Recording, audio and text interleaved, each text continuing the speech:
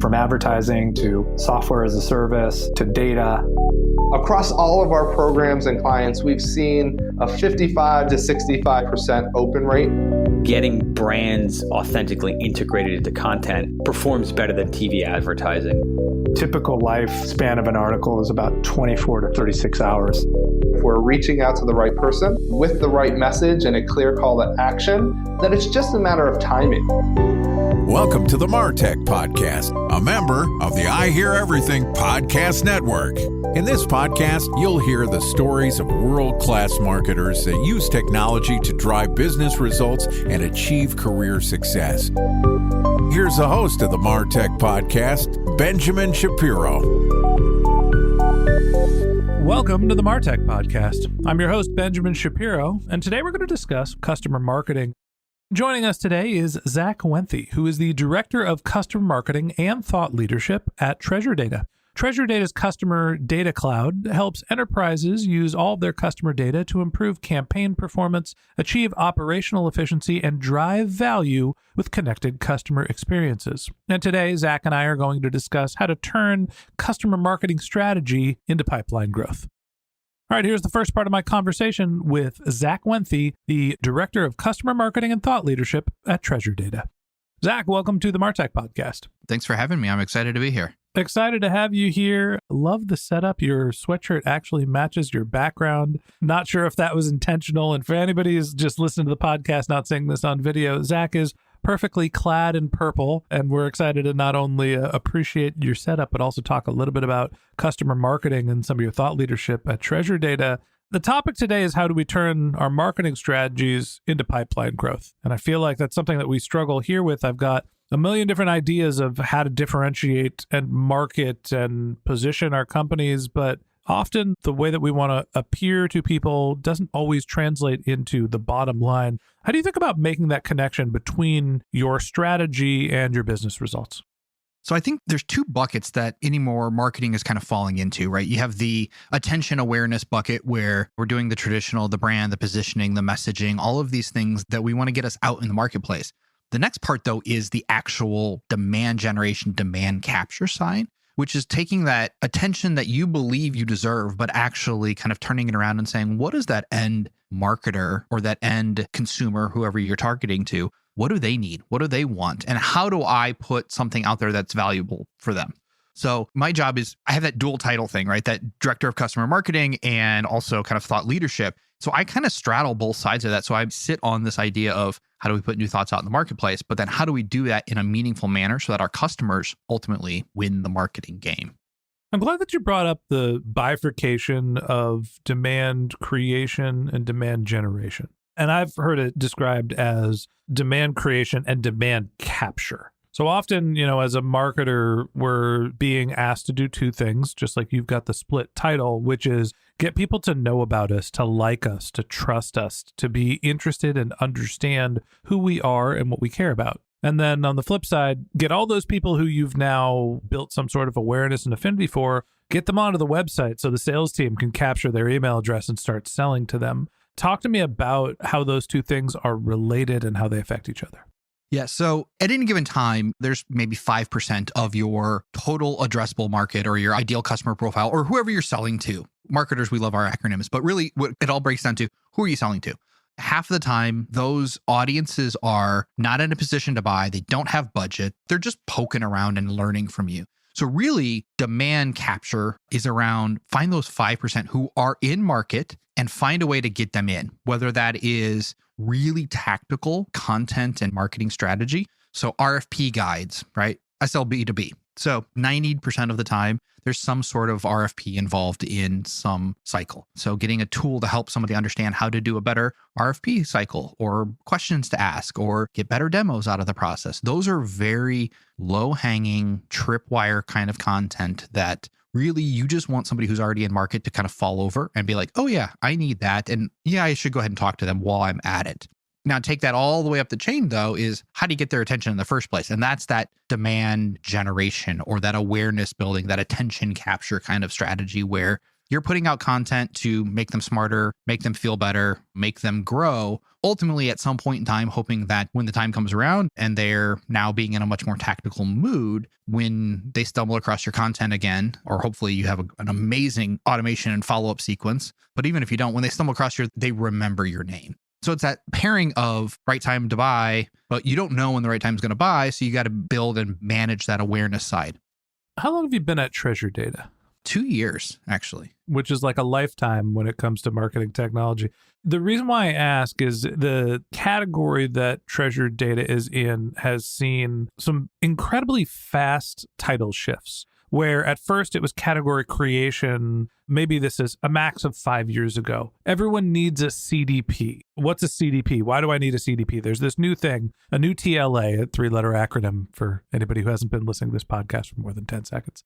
CDPs, that's the new thing we need. What are they? Why do I need them? Right? That you have to go through the category education and then who's the market leader. And now, fast forward 2.5 years, we went from what is a CDP and why do I need one to everything is a CDP and there's composable CDPs. And do I need to tap directly into my database, a single source of truth? Right now, there's 15 to 100 vendors, depending on how you classify what a CDP is. And you're in a kind of a hand-to-hand combat for differentiation. In the meantime, you still have to do the demand capture at the same time. As your industry has changed, how has your marketing tactics changed in terms of building awareness and then also capturing the demand? So we're in a really weird situation in the sense that Treasure Data went through an acquisition and then a spinoff too. So on top of all of that, 5-6 years ago, we were acquired by ARM, the semiconductor company. And they had this vision. SoftBank was one of our early kind of investors, and they had this vision of combining the power of customer data and all the transactional and the behavioral, all the things that we were really good at kind of making sense of, along with IoT. So sensor technology and chips. So if you go to your refrigerator and it's empty, being able to tie the data from those IoT smart devices together. And it makes a lot of sense, but I don't think the world adapted IoT quite the way ARM was envisioning. And along came another company called NVIDIA, who made an offer to buy ARM and said, hey, look, we don't want a software business. We're hardware, we're chip. This is what we want to do. We want to buy ARM. So at the time we were spun out. So now during all this meteoric rise and growth, we had this change where we went from standalone to now part of a corporate who we were still selling CDP, but we were also in this weird window. So it's been an interesting last 2.5 years since we've been kind of independent again, because we're now going out there and acting like, even though we're one of the largest independent CDPs from a revenue perspective, we're acting like a kind of a brand new startup where we're rebuilding, going to conferences and building awareness and showing up. And we did it all during a pandemic.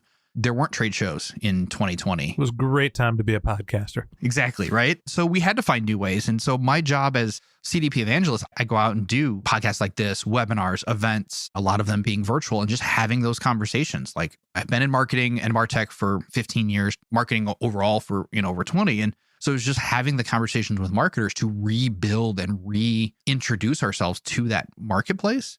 At the same time, trying to figure out who we actually wanted to be. Now that we're independent again, what's our sweet spot? Where's our positioning? And who do we win against? And who do we best serve customer-wise? So part of that was not just building this mass kind of attention-generating engine, but it was also a disqualification engine. Who do we not want in our pipeline? Who do we not want in the market? Because as you said, there's hundreds. CDP Institute says there's 180 plus named CDP vendors now. Everything from your largest marketing clouds all the way down to email solutions that have added on CDP capabilities, right? And so we're not a one size fits all. Nobody is. So it was really around getting clarity, both from a marketing and messaging perspective, but in tech, from your product team and your product owners. And where are we going to drive a roadmap that is still relevant to that messaging and that positioning and that awareness in 18 to 24 months?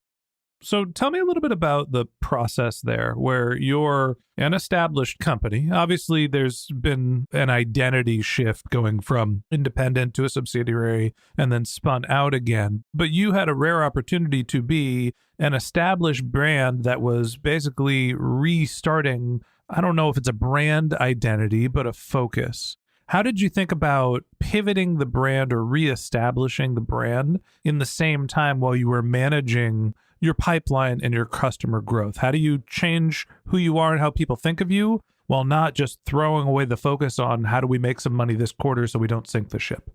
We were fortunate enough to come out of the situation very well funded. We came back out and had a funding round kind of pre the financial lockdown of everything, and had one of actually the largest funding round for CDPs as far as anybody in the category. And so that gave us runway. I mean, we obviously want to have pipeline. We always have targets. We always have those things, but we then could go and say, who do we want to be? And that was I hate to use the word multidisciplinary because it's such a cop out, but it was product team was involved, product management, product marketing strategy. And it was really, who do we win against? And that was the conversation that was, if we're in a battle against vendor A, are we in the right battle? And how does that look against vendor B and vendor C? And so we kind of started building these battle cards against all of our competitors and said, we're all in the same space, but the category is mislabeled. So let's define our own category. And we started to look at, what do we want to own in the customer's minds? What do we want to own from an outcome perspective? And then fortunately, our founders came back when we spun back out. So we had some legacy knowledge and history. And so everybody got together, and Kaz, our CEO, said, I want to own this thought. And the idea was connected customer experiences. How do we help brands, not just marketing teams, but operational, sales, all these other people who get a lot of value from customer data? That is what we do well. We do it better than a lot of other marketing only or channel specific CDPs. So let's start there. And we built from there, and we continue to evolve and add that messaging. So let's close the loop. After you go through and you do your competitive research and try to figure out how you're going to differentiate and which part of the market you're going after. Okay, great. Let's go hit the trade shows and tell everybody we're not marketing only. We are a team agnostic CDP that creates connected experiences. Logical. Sure. Great.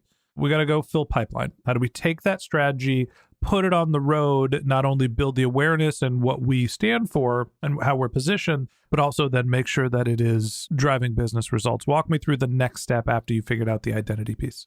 So our new CMO, Mark Tack, joined us July of last year, and with a big pipeline focus. And we made some organizational changes. So for example, one of those is our ADR, SDR team, who typically in a lot of organizations report into sales as part of that initial qualification call, all sit in marketing. They're part of our growth engine, so that we can go and have a trade show and not just generate a whole bunch of leads, but immediately get them into a working system to qualify in or out, and then define, are these truly not just marketing qualified leads, but are these opportunities? And I think that was taking that MQL language out of our goal and focus. It's not how many leads can we generate in a quarter, but it was how many opportunities that we were able to hand to sales that were ready and scored appropriately and whatnot. And so I think it was just a shift in focus. So it was quality over quantity, and then aligning teams around that new vision. I feel like the term MQL or all the traditional sales verbiage has become a dirty word in marketing or revenue generation now. And in reality, it is important to have obviously quality, but also volume. And everybody wants to shy away from, well, let's not just do MQLs because they might not be in market. But there is some value into the concept of the marketing qualified lead. It's kind of like addressing your TAM and then figuring out in the TAM who's in market. What were some of the signals once you were trying to refine down into figuring out who is an opportunity as opposed to an MQL? How did you figure out who's in market and actually an opportunity to chase? A lot of that comes down to the standard kind of qualification, right? Budget, timeline, availability. Are they issuing an RFP? One thing that's really different about the CDP category compared to my world, and I implemented CMS, I implemented marketing automation. I've been in kind of all of the different marketing technology waves where in marketing automation, a lot of times it was just you met with a partner, you kind of went in, you evaluated. CDP is so driven by RFP cycle. And I think a lot of that came out of maybe the pandemic. Everybody was sitting around. So like, well, it's just issue an RFP. People weren't going to trade shows to kind of have those organic conversations. I mean, that's the best logic I can come up with, but it's very RFP heavy. So honestly, the presence of, are you issuing an RFP? When are you issuing that RFP? Who's invited? Becomes almost a natural kind of organic qualifier that we don't have to create some convoluted scoring system that immediately bumps them into a new category that sales can get attached to. It's one of the things that I struggle with the most. We run a podcast production business, and figuring out when people need a podcast, when they are in market. There is a very challenging signal. And I'm sure lots of brands, that I don't mean to make this all about me, but struggle with this, which is, yeah, if there's an RFP and people are going out and soliciting you to give a quote, that's a pretty easy way to figure out if they're in market. For the rest of us, it's not that simple. Somebody might be interested in pursuing a podcast, but they're not coming to me. I wish they would come to me more often and say, hey, we're thinking about podcast production. Do you want to provide us with, your products and services? Most of the time I have to go hunt and kill as opposed to the meal dying on my doorstep. Well, it's such a blessing and a curse too, because you get an RFP and you're like, great, I know you're in market and I know you're buying, but you also have no opportunity to kind of influence that buying cycle.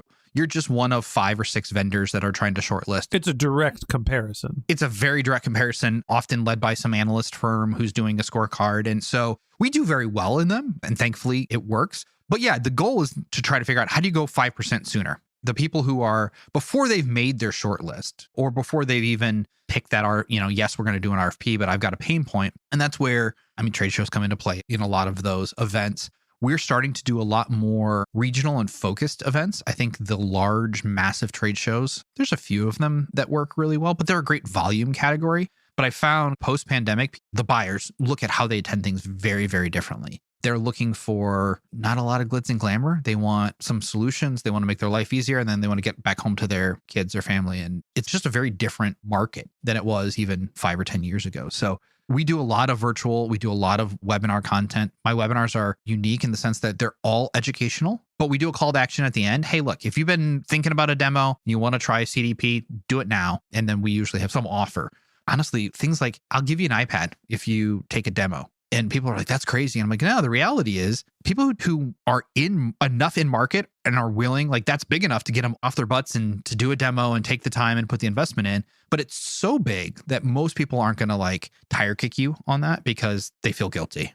It's an iPad, not a Vision Pro. Right. Yes. We do those, and those are great pipeline generators because they're educational. They're not salesy. It's not, here's our product this month. And, it's always like, I did a CDP speed round, 10 things you need to pay attention to in the next year that will impact either your buying or how you use your CDP. And we do those kind of things on a monthly basis because I think while the world is full of education, there's no shortage of education. I think there is a shortage of good, honest education. People who are not presenting education in a sales manner, but truly, here's what we learned. This is what I've done. This is what I've heard. Use it as you'd like. This goes into the other part of your title. When you think about thought leadership, you mentioned you're creating webinars, you're going to events. What are some of the other ways that you're creating thought leadership that you feels like not only helps you build that awareness, that demand creation, but also the demand capture?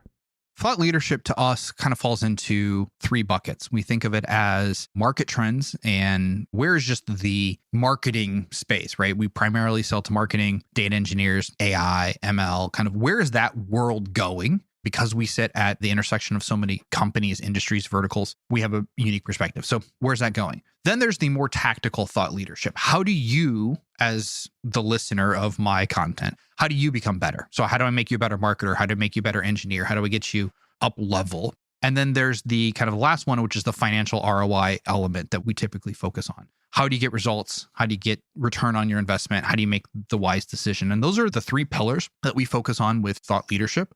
And then within that, it's a matter of what's the conference, what's the event, what's that best focus for any of those pieces? Because like I said, the webinars, it's a great channel. Let's get together. Let's talk about market trends, or let's talk about tactical. ROI gets boring in webinars. So we do those typically more in workshops in person with people who are either evaluating or they already have a CDP. Starting to see this growth, right? They already have a CDP. It's not quite doing what they want. So now they're looking at either adding on another one or re-implementing. So they want to sit down and kind of work through what they've learned. And now where do we go next? And so a lot of that is more tangible in-person type stuff.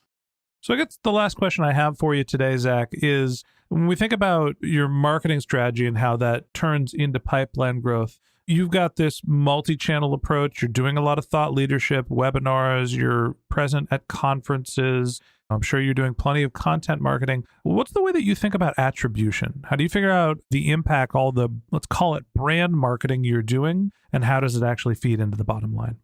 So I think we look at attribution in kind of 2 categories. One is, like you said, that capture what is actually leading to somebody requesting a demo or signing up. And so both the first click, last click, but also just the influencing content. We don't look at first click, last click heavily in the sense that those just happen to be in that sequence. I think a lot of people get too hung up on first and last click. To us, it's directionality. Are we in the right space? Are we starting in kind of in the right category? But we do a complete kind of multi-touch attribution model. It's all fed into our systems and we look at total scoring across all of that. But we also look at attribution on a secondary level, which is moving somebody along the pipeline. So getting them in to that first step or creating that lead is great, but what content are they engaging with? What are they doing when they go from, hey, I'm interested to, hey, I want a demo to, okay, now I'm in a buying cycle, and how do we move them from stage 1 to stage 2 to stage 3 to stage 4? And what are they consuming along the way? Because we found that as buying committees have gotten significantly larger, people pop in and out. And so they're still consuming new content in the middle of a buying cycle. So again, looking at attribution, not both just on that lead capture, but then also the full kind of sales cycle. Where can we influence? Often we think about marketing and we think about that initial impression, about building brand awareness, trying to think about nurture maybe every once in a while, but make sure that we describe ourselves efficiently and then start to focus on getting someone to go down the funnel. And the reality is the customer journey is never linear. We've all heard the saying, always be closing, right? When you're in sales, you always want to be trying to drive the person closer to the final yes, adoption, making their decision and putting their money where hopefully your mouth is.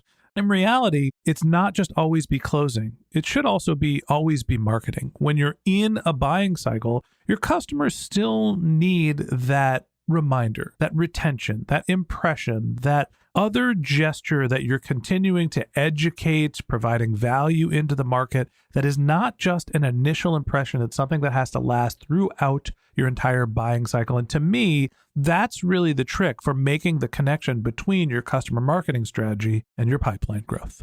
And that wraps up this episode of the MarTech Podcast. Thanks for listening to my conversation with Zack Wenthe, the Director of Customer Marketing and Thought Leadership at Treasure Data. Join us again tomorrow when Zack and I continue our conversation talking about effective brand strategies in a crowded marketplace. If you can't wait until our next episode and you'd like to learn more about Zack, you can find a link to his LinkedIn profile in our show notes, or you can visit his company's website, which is treasuredata.com.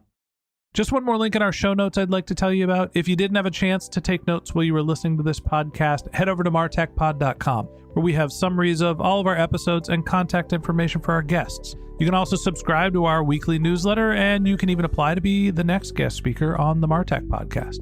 Of course, you can always reach out on social media. Our handle is MarTechPod, MarTechPod, on Twitter, Instagram, and Facebook, or you can contact me directly on LinkedIn. My handle is Ben J. Shap, BenJShap. And if you haven't subscribed yet and you want a daily stream of marketing and technology knowledge in your podcast feed, we're going to publish an episode every day this year. So hit the subscribe button in your podcast app and we'll be back in your feed tomorrow morning. All right, that's it for today. But until next time, my advice is to just focus on keeping your customers happy.